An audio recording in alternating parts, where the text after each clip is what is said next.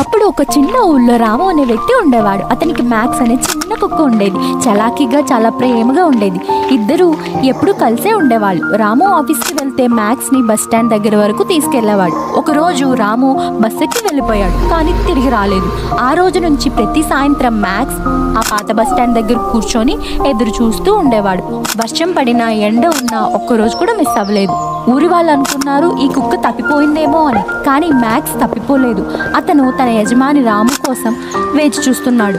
రోజులు నెలలయ్యాయి, నెలలు సంవత్సరాలు అయ్యాయి. మ్యాక్స్ ముసలయ్యాడు.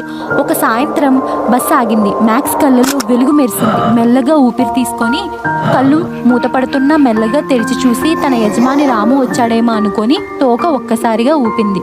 రాలేదని తెలుసుకొని అక్కడే నిశ్శబ్దంగా చచ్చిపోయింది. ఎందుకంటే నిజమైన ప్రేమ ఎప్పుడూ మర్చిపోదు, కాలం మాత్రం మర్చిపోతుంది.